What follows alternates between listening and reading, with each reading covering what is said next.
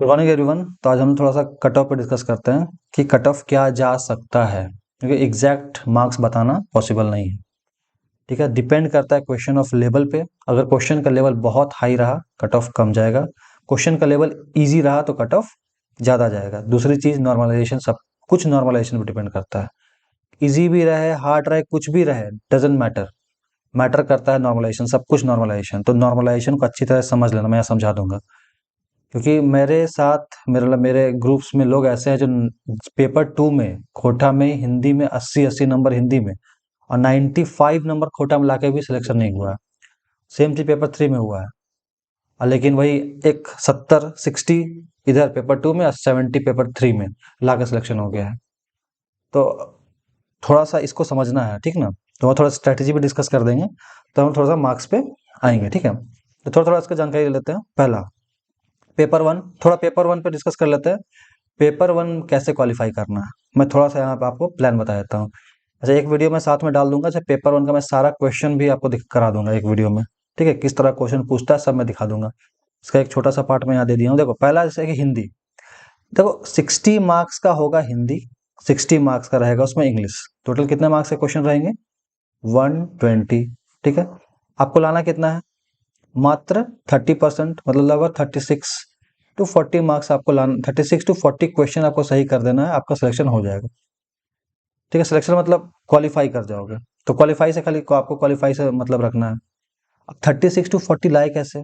इसका इतना ही लाना है ना, इससे ज्यादा भी नहीं लाना है। ज्यादा लाने से क्या होता है कि ज्यादा लाने के चक्कर में निगेटिव हो जाएगा, कुछ मिलने वाला तो है नहीं। टाइम 2 घंटा इनफ टाइम है आपके पास, आराम से बैठ के सोच के कर सकते हो, ठीक है। अब जैसे कि हिंदी, इंग्लिश, इसमें देखो ज्यादा पढ़ने की जरूरत नहीं है, लेकिन थोड़ा सा वहाँ दिमाग यूज करना है। जैसे मैं क्वेश्चन दिखा देता हूँ। अच्छा, एक चीज और, हिंदी में क्या रहेगा? 40 का आपका जनरल क्वेश्चन रहेगा, 20 आपका पैसेज रहेगा। सेम यहाँ भी 40 का जनरल क्वेश्चन रहेगा और 20 आपका पैसेज रहेगा। तो ये जो पैसेज है ना 40, यहाँ से आप आराम से 35 हंसते हंसते ला सकते हो। यही आप हो गए क्वालिफाई। 36 में क्वालिफाई है, आपका यहाँ क्वालिफिकेशन हो गया। ये 40-40 क्वेश्चन अगर नहीं भी पढ़ के जाओगे ना, तो 5-5 तो कर ही लोगे। जैसे देखो क्वेश्चन मैं दिखा देता हूँ। ये क्वेश्चन, इसका ये पूछा हुआ क्वेश्चन है, झारखंड के एग्जाम का ही है, ठीक है। पेपर 1 का क्वेश्चन है। देखो क्वेश्चन किस तरह से पूछा जा रहा है। Identify the noun whose form is in singular. Singular कौन है? चलो ये थोड़ा सा डिफिकल्ट जैसा लग रहा होगा, मान लो। कहेगी देखो पैरालिसिस, बैक्टीरिया, ठीक है। अब जैसे ये देखो, Sushma was disheartened then discouraged and eventually bitter. तो इस देखो कुछ, तो इसमें कुछ कुछ क्वेश्चन ऐसे होंगे ना जो आप आंख बंद करके ही बना सकते हो। चलो इसका आपको मीनिंग चलो हो सकता है ना पता रहो, ऐसे इवेंचुअली होगा, ठीक ना। डेल्टेरियस का होता है एडिंग, इसका होता है ये निगेटिव सेंस में, खराब सेंस में, तो इसका एडिंग अच्छा करना। जैसे टूथ एंड नेल, ये जो क्वेश्चन है जो जनरल बेसिक भी जानते हो कर सकते हैं। टूथ एंड नेल मतलब स्ट्रगल करना, तो फिरियसली किसी काम को करना, टू फाइट फिरियसली, ठीक ना। एफ्लुएंट मतलब होता है क्या? पैसे वाला। इसका उल्टा देखो, एंटोनियम पूछा है, पुअर, ठीक है ना। उसी तरह आप एक चीज जरूर सीख लेना इंग्लिश में, एक अगर इंग्लिश में थोड़ा सा डाउट है क्वालिफिकेशन, तो एक चीज जरूर सीख लेना, एक्टिव पैसिव वॉइस पढ़ लेना बस। एक्टिव पैसिव वॉइस जरूर पढ़ लेना, इससे कम से कम 4 क्वेश्चन पूछेगा आपसे, ठीक है। काहे कि देखो, एंटो उल्टा विलोम शब्द और साइनो पर्यायवाची शब्द, ये दोनों अगर पढ़ने जाओगे ना तो नहीं कर पाओगे। वर्ड डिक्शनरी भरा पड़ा है वर्ड से, तो वो नहीं कर पाओगे, ठीक है। लेकिन बिना इंग्लिश जाने क्वालिफाई करने का तरीका बता रहा हूँ। ये पैसिव वॉइस एक्टिव वॉइस पढ़ लेना, और बाकी काम आपका ये पैसेज कर देगा, ठीक है। अब देखो, इतना तो सब जानता है, रीडिंग करना सब जानता है। अब क्वेश्चन देखो कैसे पूछा रहा है। देखो ये एक पैसेज है, जैसे देखो ये एक पैसेज से 5 क्वेश्चन है, ठीक है। टाइम तो आपका इनफ है, आराम से 4 बार इस पैसेज को पढ़ लो, बहुत टाइम रहता है एग्जाम में, ठीक है। अब क्वेश्चन देखो, when was the palace of Versailles built, ठीक है। अब यहाँ से खोज सकते हो ना तुम कब, तो यार लिखा हुआ है 1624 में बिल्ट हुआ था, ठीक है। देखो वर्सेलिस कब, 1624। तो ये सब डायरेक्ट क्वेश्चन है। The palace took that dash workers to build, कितने वर्कर्स लगे थे बनाने में? तो देखो यहाँ लिखा है 36। तो ये सब डायरेक्ट क्वेश्चन है। तो यहाँ से आप बोले ना मैम, पैसेज का 20 में से आप आराम से 15+ स्कोर कर सकते हो आराम से। ये आपका काम खत्म हो गया पैसेज वाला। तो अब इंग्लिश भी कर सकते हो। हिंदी देखो इतना आसान पूछता है, देखो 60 हिंदी उधर हो गया और 60 अब इंग्लिश पे आते हैं, हिंदी पे आते हैं। देखो, शुद्ध करना है, उसका प्राण सूख गया, तो क्या होगा? उसके प्राण सूख गए। ये तो बेसिक सा चीज है। तो हिंदी में तो आप 10 आराम से कर लोगे। भयाकुल मतलब भय से आकुल, ये तो खुद भी कर सकते हो। गोपाल ने आम खाया, जो क्या वर्तमान में बदलना है, गोपाल आम खाता है, बचपन से पढ़ते प्रेजेंट टेंस पास्ट टेंस। प्रिय बोलने वाली स्त्री को प्रिया बोलते हैं। ठीक ना। विघ्न, विघ्न मतलब क्या होता है, बाधा। समानार्थी एक जैसा शब्द विघ्न का होता है बाधा, उल्टा बताना है। निकृष्ट मतलब बहुत खराब, बहुत नीचे स्तर का, तो होगा उत्कृष्ट, ऊंचे स्तर का। ठीक है, आपको कितना करना है, 5 मात्र, बाकी काम आपका ये पैसेज कर देगा। देखो पैसेज पढ़े, एक घोड़ा ऐसा था जो चाहता था सब घोड़ों को पछाड़ सकता था, पर उसकी समस्या यह थी कि वह ऐसा चाहता ही नहीं था। पढ़ो पैसेज, बेसिक सा चीज है, क्वेश्चन आएगा। सफलता पाने के लिए क्या चाहिए, तो इच्छा शक्ति चाहिए। कहीं कहीं इच्छा शक्ति लिखा होगा, देखो इच्छा शक्ति लिखा हुआ है, देख रहे हो ना। तो यहाँ भी आप आराम से कर सकते हो। और एक चीज और, ऐसा कुछ नहीं है कि आपको दोनों में क्वालिफाई करना है। आपको ओवरऑल किसी भी एक पेपर में, आप हिंदी में चाहो तो आराम से 20 पैसेज का कर सकते हो, प्लस 16 आराम से आप हिंदी से कर सकते हो। जनरल क्वेश्चन रहता है, शुद्ध करना, विलोम शब्द, छोटा मुहावरा दे देगा, बेसिक क्वेश्चन रहेगा। तो यहाँ से 36 कर सकते हो, लेकिन यहाँ भी तो पैसेज है आपके पास। ठीक है ना। तो हिंदी क्वालिफाई करने के लिए कुछ पढ़ने की जरूरत नहीं है, थोड़ा सा वहां पे ध्यान देना एग्जाम में। तो ये हो गया पेपर 1 खत्म। आते पेपर 2 पे। पेपर 2 में बहुत ऐसा कोई कट ऑफ नहीं है, मैं नहीं बताने वाला हूँ, लेकिन नॉर्मलाइजेशन बहुत बड़ा रोल प्ले करेगा यहाँ पर, नॉर्मलाइजेशन। क्योंकि देखो जेएसएससी का नॉर्मलाइजेशन रूल आज तक कोई समझ नहीं पाया। ठीक है, बहुत डिफिकल्ट है नॉर्मलाइजेशन का इसका ये प्रोसेस, बट जो मेरे को आज तक एग्जाम्स में समझ में आया, क्योंकि मेरे फ्रेंड्स बता रहा हूँ मैं, खोटा खोटा में 90 प्लस लाने वाले का सिलेक्शन नहीं हुआ है। वहीं हिंदी, इंग्लिश और आपका जो भी लोकल लैंग्वेजेस है, इसमें 65 टू 70 लाने वाले का सिलेक्शन हो गया है। क्यों ऐसा हुआ? अच्छा, अभी यहाँ पे भी डाउट होगा कि नॉर्मलाइजेशन का क्या है सिस्टम, कि लैंग्वेज नॉर्मलाइजेशन होगा कि नहीं होगा, लेकिन आज तक तो होता आया है। तो अब अचानक से बंद करना होता तो नोटिफिकेशन जरूर देता कि आज से अब नॉर्मलाइजेशन नहीं करूंगा। ऐसा कुछ तो नोटिस आया नहीं है, इसका मतलब नॉर्मलाइजेशन तो होना ही चाहिए। 90% रखो, नॉर्मलाइजेशन होगा। ठीक है। अब देखो समस्या क्या है ना, कि हिंदी का सिलेबस बड़ा है, इंग्लिश का सिलेबस बहुत बड़ा है। हिंदी मतलब बड़ा, मतलब इसका क्वेश्चन पूछने का जो फील्ड है वो बहुत बड़ा है, बहुत बड़ा सेक्शन है, कहीं से भी क्वेश्चन पूछा जा सकता है। बट खोटा, नागपुरी, इन सब सब्जेक्ट्स में क्या है, संथाली, ये सब में क्या है ना, मुंडारी, सब में क्या है कि ये सब सब जो लैंग्वेजेस है ना, इन सब में सिलेबस लिमिटेड है। तो क्वेश्चन भी कहाँ से पूछेगा? तो क्या होता है, अभी जब मैं टेस्ट सीरीज एक जगह देख रहा था, तो उस टेस्ट सीरीज में लोग हंसते हंसते 90 ला रहे हैं, 90 प्लस ला रहे हैं कोठा में। नागपुरी में उसी तरह 80 प्लस जा रहा है सबका। ठीक है ना। वही हिंदी इंग्लिश में क्वेश्चन ऐसा ऐसा पूछ देता है कि फंस जाते हैं लोग। ठीक है। तो इंग्लिश में तो कम नंबर, तो एक चीज याद रखना एग्जाम में, कि जब एग्जाम देने जाओगे ना, पेपर 1 दे दिए, क्वालिफाई हो गया, उसके बाद 2 घंटा पेपर 2 होगा। अब किसी ने लिया है इंग्लिश, अब वो मान लो 85 क्वेश्चन सही किया। ठीक है। बाहर निकला, खोटा वाला बोला, "अरे हम तो 90 सही कर दिए यार।" होता है। नागपुरी वाला 80 प्लस 80 80 85 कर दिए, हिंदी वाला 70 बोल रहा है मान लो। तो ये मत हो जाना, ये मतलब फ्रस्ट्रेट मत हो जाना, "अरे हम तो ऐसे ही डिस्क्वालीफाई हो गए।" ये 50 80 पहुंच जाएगा, ये 90 70 पे आ जाएगा, याद रखना, नॉर्मलाइजेशन के बाद। जैसे मैं समझा देता हूँ उसको रूल के, जो मेरे को समझ में आया आज तक, एक रूल बता देता हूँ। जैसे मान लो कि हिंदी में 50 लड़के ने, टोटल 100 लड़का एग्जाम दे रहा, फॉर एग्जाम्पल, तो इधर 5 लाख 6 लाख 100, 50 ये लिया, 10 इंग्लिश लिया, 25 मान लो ये लिया, और कितना बच गया, 15 बच गया। तो 15 ने नागपुरी लिया, जस्ट फॉर एग्जाम्पल। इसका जब एवरेज मान लो कि हिंदी में क्या होता है ना, नंबर ऑफ कैंडिडेट ज्यादा होते हैं। अब देखो सब तो पढ़ने वाले होते नहीं है। ठीक है। इस 50 में मुश्किल से कितना 25 लड़का पढ़ने वाले होंगे। अब 25 तो ऐसे ही फॉर्म भर देते हैं, कुछ नहीं आता है तो हिंदी ले लिए, हिंदी का जनरल नॉलेज लैंग्वेज सब ले लेता है। तो मान के चलो कि इसमें 25 स्टूडेंट, क्या बोलो, 30 स्टूडेंट ऐसे होंगे ना जो 40 मार्क्स पे रह जाएंगे। 10 स्टूडेंट हो ऐसे होंगे जो 60 टू जो 70 तक चले जाएंगे मान लो, और 10 स्टूडेंट ऐसे होंगे जो 80 तक लाएंगे। ठीक है, मान लो इसको लेके चलते हैं एक एवरेज। जब इसका एवरेज निकालो कितना हो जाएगा, 30 स्टूडेंट तो 40 नंबर लाया, तो 3 चौके 1200 ऐसे हो गया, प्लस इधर हो गया 700 नंबर, प्लस इधर 800 नंबर। ठीक है। टोटल का कितना, टोटल स्टूडेंट 50 करके देखो। ठीक है। 12 8 20 2700 बटा 50, 0 0 5 पचे 25, 5 में 54 54 नंबर एवरेज गया। इसका एवरेज कितना गया, 54 नंबर हिंदी का। खोटा में क्या है ना, दो ही चीज होगा, क्योंकि सब पढ़ने वाले हैं। खोटा ऐसा नहीं कि कोई भी आके फॉर्म भर के खोटा ले लिया। खोटा वही लेते हैं जो पढ़े हैं खोटा, जिसको पता है। और सिलेबस ये कम होने के कारण उसका मतलब क्वेश्चन का लेवल भी ज्यादा डिफिकल्ट अभी तक तो नहीं गया, आएगा पता नहीं। ठीक है, तो मान लो कोई कोई लाया 15 नंबर, 15 स्टूडेंट ऐसे हैं जो 60 नंबर लाएंगे ही, 60 प्लस का 70 नंबर तक चले जाएगा 15 स्टूडेंट का। और जो 10 स्टूडेंट है वो आपका मान के चलो कि आपका 90 तक चल जाएंगे। ठीक है, तो इसका एवरेज निकाल तो कितना हो गया, 900 प्लस 15 सत्ते 105। ठीक है, और कि टोटल कितने स्टूडेंट है, 25।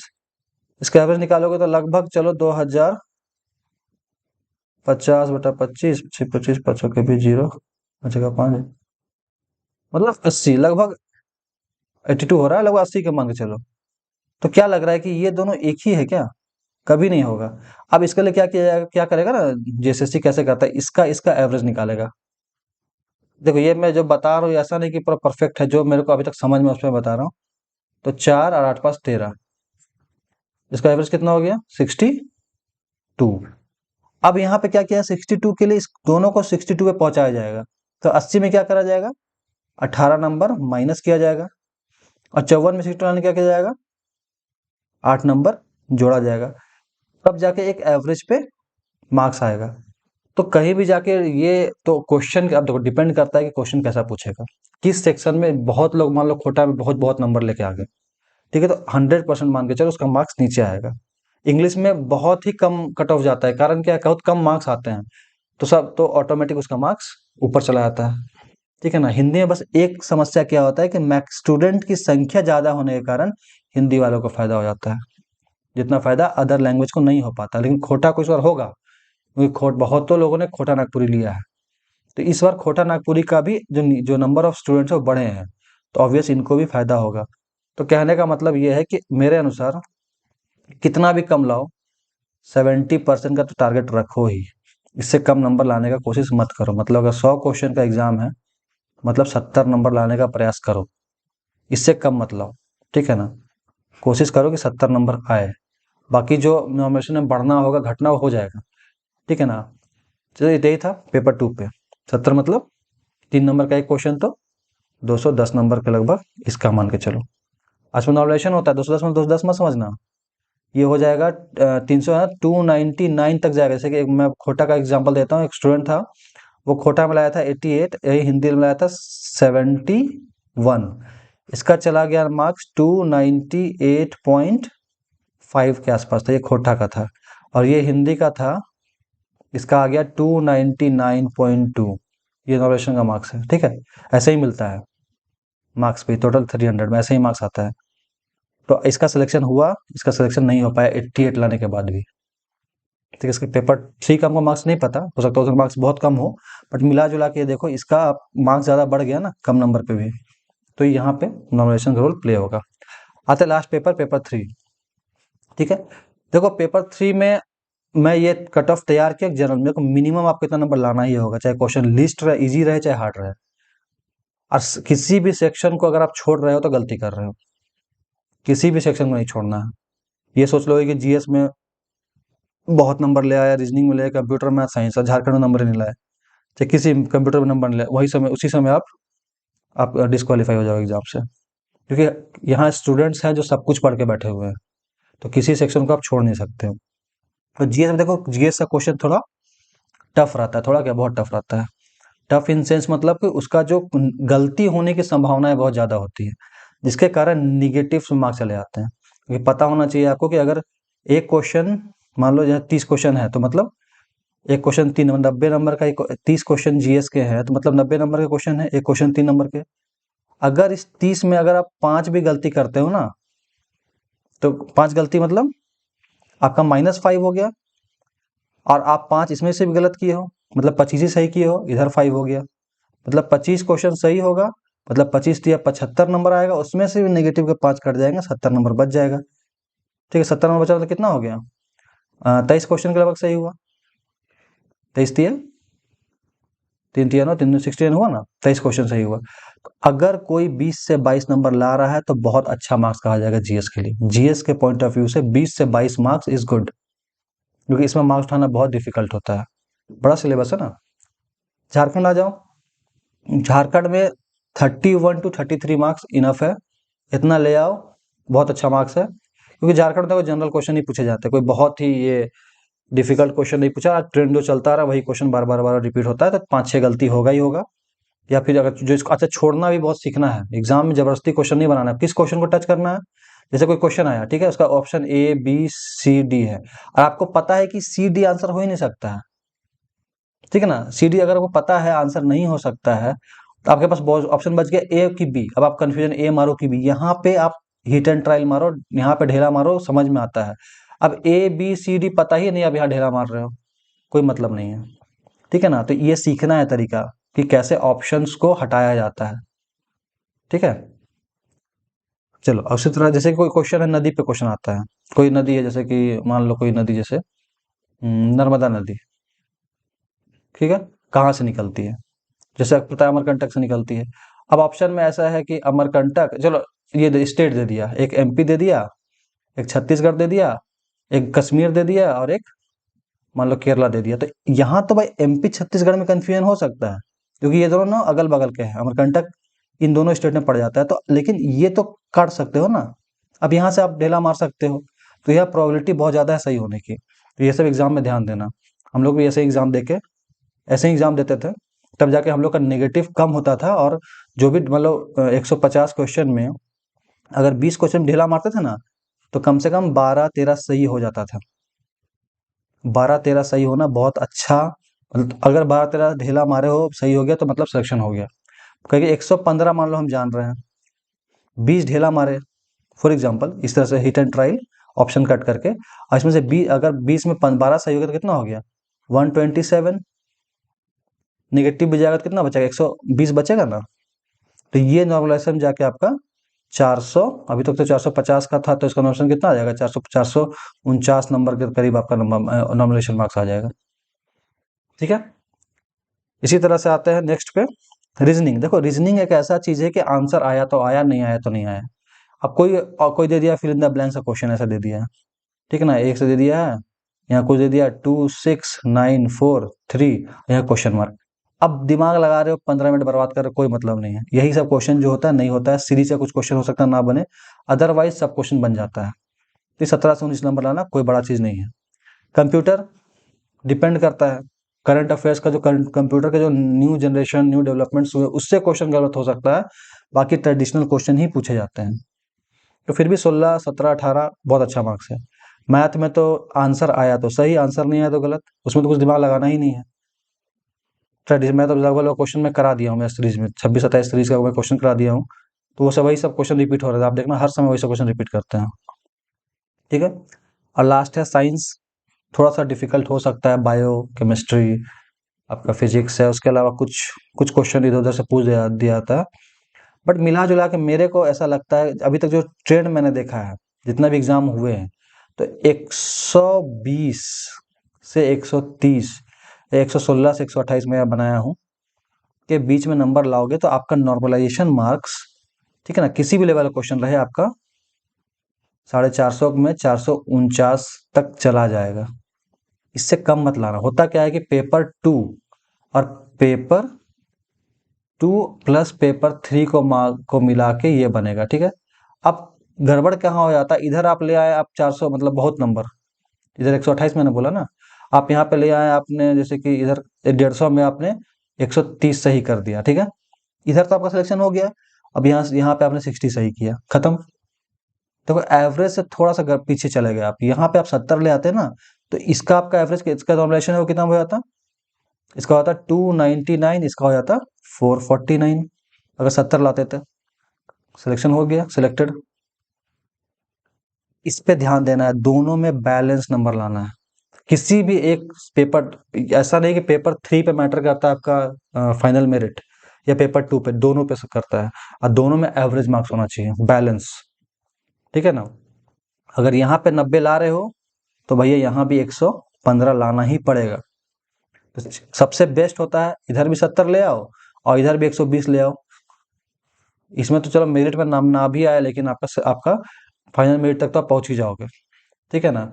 और जो इधर ले आया 70 से 80 के बीच, चाहे कोई भी लैंग्वेज हो, 70 80, ठीक है ना, और इधर ले आया 120, 25, 100% सिलेक्शन हो जाएगा।